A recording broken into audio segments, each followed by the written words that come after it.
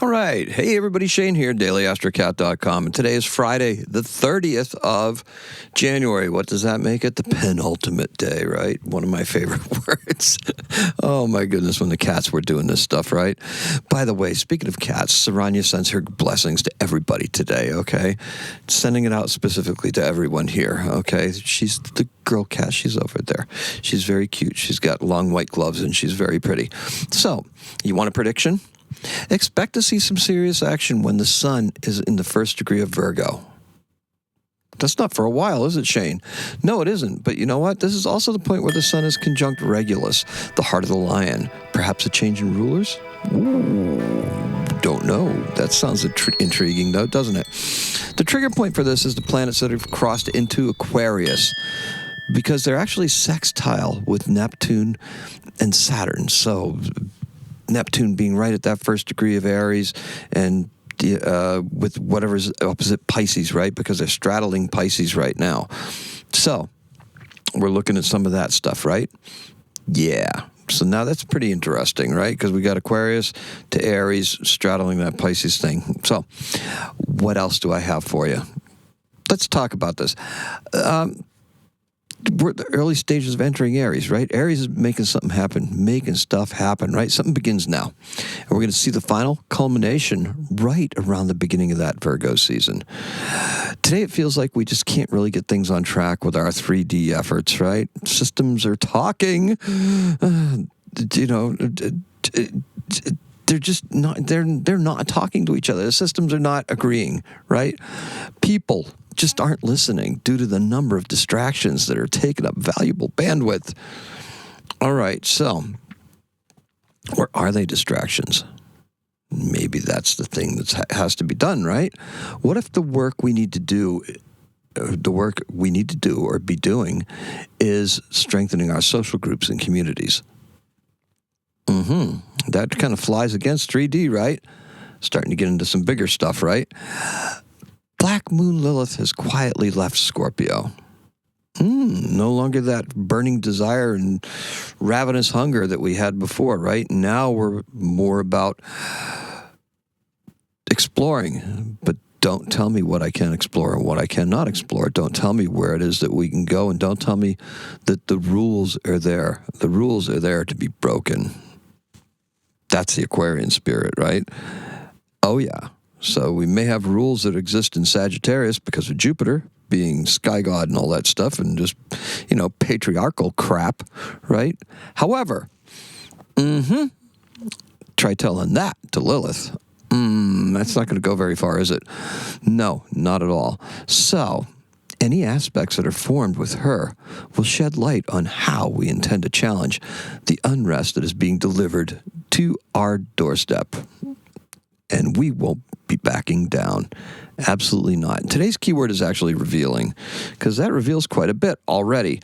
And the color is white gold. Now, more winter weather is headed towards the East Coast. Okay. So how will this affect protest and community policing efforts?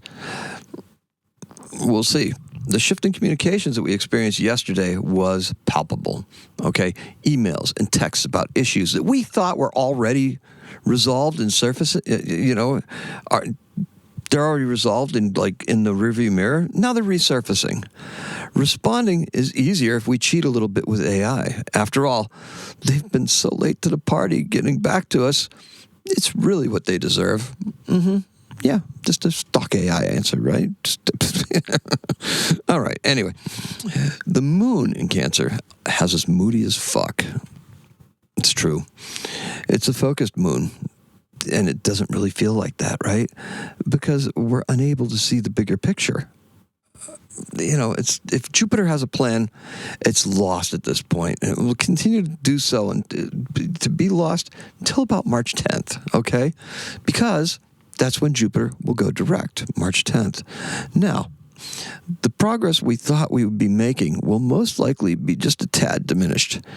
Yesterday, I told you not to be fearful of success, but how can we embrace this when success in some 3D endeavors can lead to a reduction in the number of opportunities?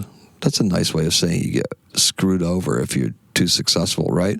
They'll find a way to try to take it from you or diminish it in some way. It's happened in previous jobs that I've had, particularly sales jobs, right?